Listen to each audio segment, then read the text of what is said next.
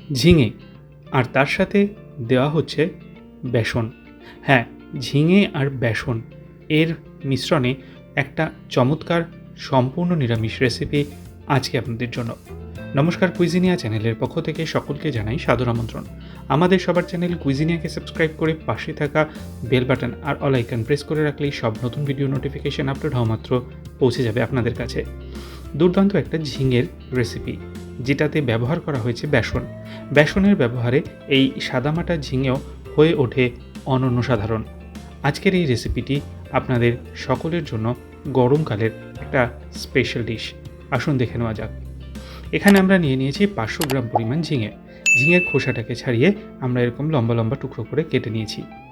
এরপর এতে আমরা মিশিয়ে দিচ্ছি বেসন। ছোলার বেসন 3 টেবিল চামচ। বেসন কিন্তু ড্রাই রোস্ট করা নয়, যেরকম প্যাকেটে আসে সেরকমভাবে ব্যবহার করা হয়েছে। 1/4 টিস্পুন হলুদ গুঁড়ো, 1/4 টিস্পুন লাল লঙ্কার গুঁড়ো আর সামান্য একটু নুন, এগুলোও দিয়ে দেওয়া হলো। এবার এই হলুদ, লঙ্কা, নুন এবং বেসন দিয়ে এই ঝিঙের টুকরোগুলোকে চামচের সাহায্যে বা হাত দিয়ে ভালো করে মেখে নেওয়া হলো। ঝিঙে থেকে একটু জল জল থাকেই, তাই এই মাখাটা কিন্তু খুব ভালোভাবে বেসনটা ঝিঙের সাথে আটকে যাবে। আর মাখাটা হয়ে গেলে এটাকে আমরা এরকমভাবে 10 মিনিটের জন্য রেস্ট করতে রেখে দেবো। এবার একটা আমরা মশলা বানাবো। তার জন্য কিছুটা কাঁচা বাদাম নিয়ে নিয়েছি আর দিয়েছি 1 টিস্পুন পরিমাণ গোটা জিরে। প্রথমে এই কাঁচা বাদাম এবং গোটা জিরেটাকে আমরা মিনিট 1.5 সময় নিয়ে একটু মিডিয়াম টু হাই ফ্লেমে ড্রাই রোস্ট করে নিচ্ছি। আর তারপর এতে দিয়ে দিচ্ছি 1/4 টিস্পুন পরিমাণ হলুদ গুঁড়ো দিয়ে আর 40 থেকে 45 সেকেন্ড হালকা একটু ড্রাই রোস্ট করে নেব। ফ্লেমটাকে একটু কমিয়ে নেবেন, কারণ হলুদটা না হলে পুড়ে যাবে। ড্রাই রোস্ট করা হয়ে গেলে এটাকে আমরা ঠান্ডা করে নিয়েছি। আর তারপর একটা মিক্সির বাটিতে 1/4 কাপ জল নিয়ে নিয়েছি, তার সাথে একটা মিহি পেস্ট এটাকে আমি বানিয়ে রাখছি।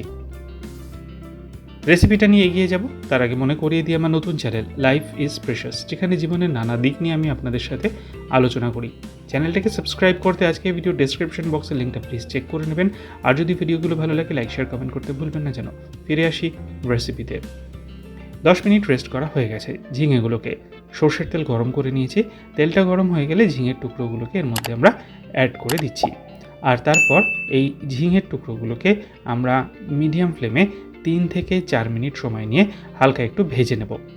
ঝিঙের টুকরোগুলো, এই বেসন মাখানো ঝিঙের টুকরোগুলো ভাজতে ভাজতে দেখবেন ওপরের কোটিংটা কিন্তু খুব সুন্দর একটা রং ধরেছে। ঠিক এখন যেরকম আপনারা দেখছেন 4 মিনিট ভাজার পর এরকমই হয়েছে। এবার এই ঝিঙের টুকরোগুলোকে আমরা কড়াই থেকে তুলে নেব। আর তারপর কড়াইতে আমরা দিয়ে দিচ্ছি আর একটু তেল। তেলটা গরম হয়ে গেছে। ফোড়নের জন্য দিচ্ছি 1/4 টিস্পুন পরিমাণ 5 ফোড়ন। ফোড়নটা গরম হয়ে গেলে এরপর যে বাটাটা আমরা তৈরি করে রেখেছিলাম, মানে কাঁচা বাদাম, গোটা জিরে এবং হলুদ গুঁড়ো জল দিয়ে বেটে, সেইটা দিয়ে দিলাম। দিয়ে মিনিট খানেক সময় নিয়ে লো টু মিডিয়াম ফ্লেমে এটাকে আমরা ভালো মতো কষিয়ে নেব। কষানো হয়ে এলে তারপর এখানে দিয়ে দিচ্ছি আমরা স্বাদ অনুযায়ী নুন। তার সাথে দিচ্ছি 1/4 টিস্পুন পরিমাণ লাল লঙ্কার গুঁড়ো, 1/4 টিস্পুন পরিমাণ কাশ্মীরি লাল লঙ্কার গুঁড়ো দিয়ে আবারও মিনিট খানেক থেকে মিনিট 1.5 সময় নিয়ে লো ফ্লেমে আমরা এটাকে কষাবো। কষাতে কষাতে দেখবেন যখন খুব সুন্দর একটা রং এসে গেছে এবং একটা দারুণ স্মেল আসছে, তখন বুঝবেন কষানোটা হয়ে গেছে। মশলাটা এরকমভাবে ছেড়ে গেছে কড়াই থেকে। এবার এখানে আমরা ওই ভেজে তুলে রাখা ঝিঙেগুলো সম্পূর্ণটা দিয়ে দিলাম। দিয়ে মশলার সাথে মিশিয়ে আবারও মিনিট খানেক কষিয়ে নেব। ফ্লেমটা এবার কিন্তু আমি লো থেকে মিডিয়ামে করে দিয়েছি। মিডিয়াম ফ্লেমে এই কাজটা করবেন মিনিট খানেক সময় নিয়ে। তারপর আমরা দেখুন ঠিক এরকমভাবে মিনিট খানেক কষাতে কষাতে ব্যাপারটা এরকম হয়েছে। মশলাটা খুব সুন্দরভাবে কষানো হয়ে গেছে ঝিঙেগুলোর সাথে। এরপর আমরা এতে দিয়ে দিচ্ছি 250 মিলিলিটার পরিমাণ জল। যে বাটিটার মধ্যে ঝিঙেটা বেসন দিয়ে মাখা ছিল সেই বাটিটা ধুয়েই কিন্তু আমি জলটাকে অ্যাড করেছি। পরে লাগলে জলটা আরেকটু দিয়ে দেবো। আর তারপর এখানে দিয়ে দিচ্ছি 1/2 টিস্পুন পরিমাণ চিনি। চিনিটা কিন্তু অতি অবশ্যই অ্যাড করবেন। তার সাথে দিয়ে দেওয়া হলো 2 কাঁচা লঙ্কা।